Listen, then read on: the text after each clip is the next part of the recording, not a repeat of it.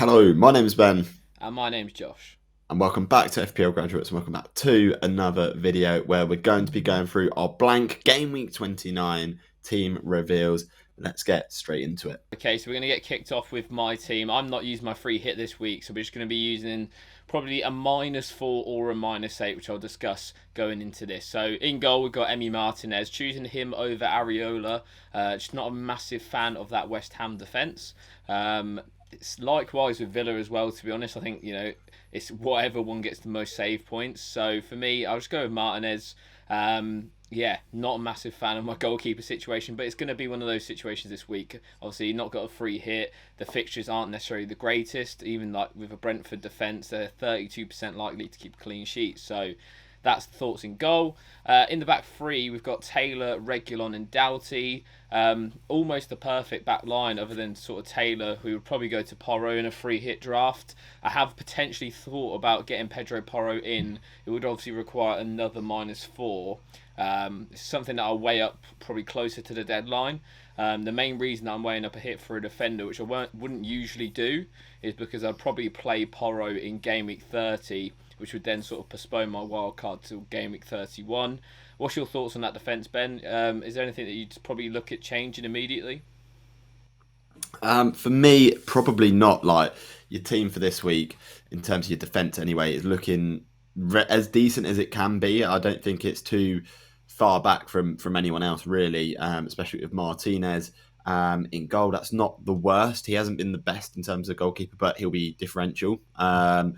And then obviously the main guy you're missing is Porro, but again, Spurs clean sheet is not guaranteed with those guys. So you could get away with it this week. It's just a case of if one of those sort of guys that you don't have that will be highly owned by the free hitters goes big, that's where you'll be struggling slightly. But from there and from the perspective of a free hitter, looks like a decent defence.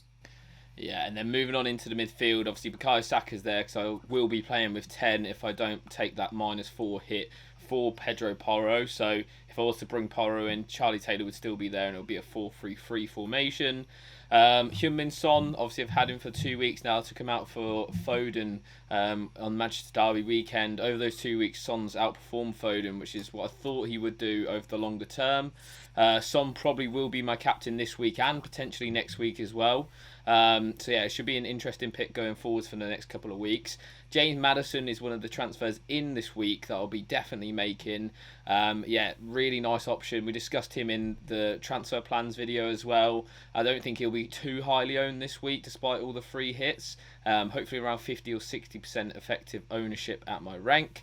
And then finally, to round things off in the midfield, it's Jarrod Bowen, up to £8 million now in terms of value, which I think is quite expensive for the player that you're getting. However, he does have 4 returns in his last 3, so hopefully he can get some more against Aston Villa at the London Stadium.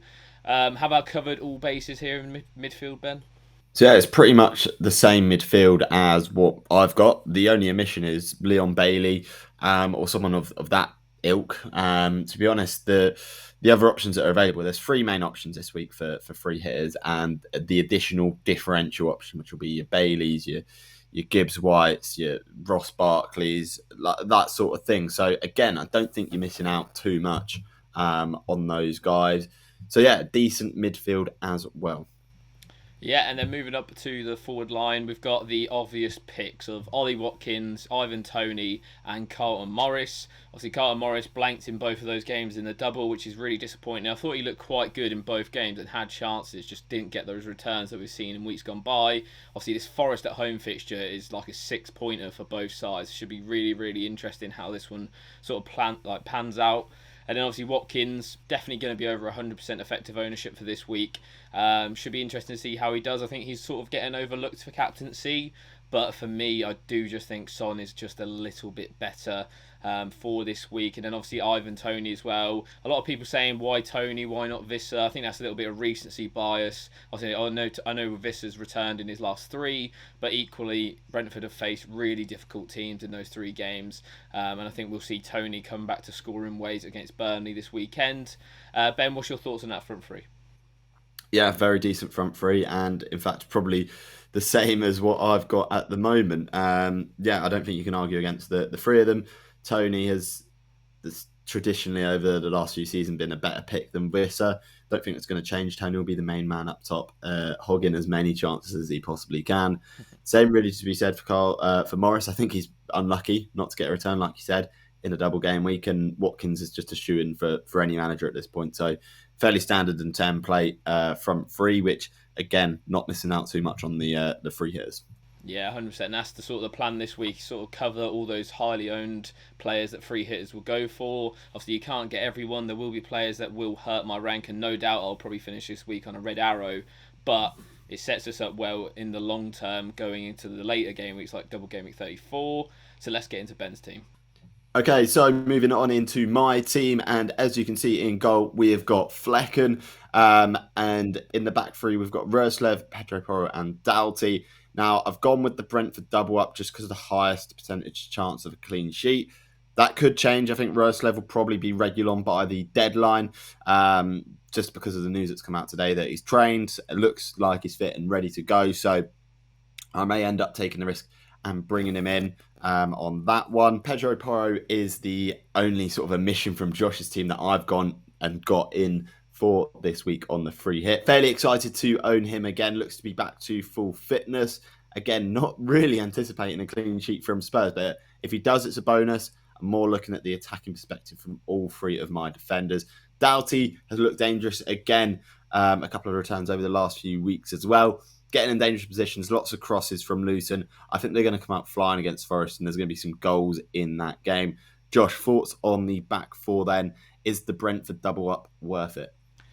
Yeah, I feel like you have to double up on a defence, and you just got to pick your poison in choosing which defence that'll be. Obviously, Burnley the last couple of game weeks have accumulated decent expected goals going forward, but if I had to pick a defence to double up on, I think it would either be them or Nottingham Forest. But like you said, I do think Luton will come flying out the blocks. I think I keep mentioning this week that Luton haven't not scored since the start of November, and they just keep scoring goals. It's just they're conceding a lot of goals as well. So yeah, I think for me, Brentford are the best team to double up on, and you need to double up on a defence to sort of get those gains over a lot of managers who will own at least one Brentford defender this week.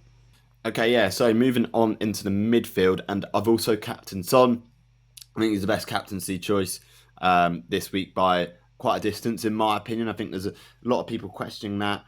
Yes, there's probably a little bit of bias from last week, but I think Fulham away is actually a decent team for Son to play against. They're going to come out and they're going to play against this Spurs team, which could fall into the hands of Son and Maddison. Bowen as well, just like Josh. Looking forward to owning him this week. First time this season I've owned him. And then Bailey as well. Again, like I'm sort of debating that last midfielder spot really, and that's the key differential I think to absolutely nail. So looking at the stats at the moment, I've gone with Bailey, but it could be a number of different players there. Josh, thoughts on the midfield and the potential of Bailey or another midfielder in there? Yeah, I really like Leon Bailey. I think if I was free hitting this week, he'd be my fourth midfielder. Aston Villa are statistically the best team in terms of expected goals going forward this season out of all the teams that play this game week. So to double up on their attack seems like a no-brainer. Obviously, Ollie Watkins is going to be 100% effective ownership anyway, so you need someone else to sort of bridge that gap for them. And yeah, I think he's just a solid option. Obviously, depending on how many minutes he gets on Thursday night in the Europa League, that obviously make a big impact as to the decision whether he gets like 120 minutes. And we're probably not going to go Leon Bailey. Maybe Moussa Diaby becomes a better option then. But yeah, I think he is a decent pick at the moment. And like I said, that European game is a massive, massive consideration, not just for him, but for West Ham assets as well.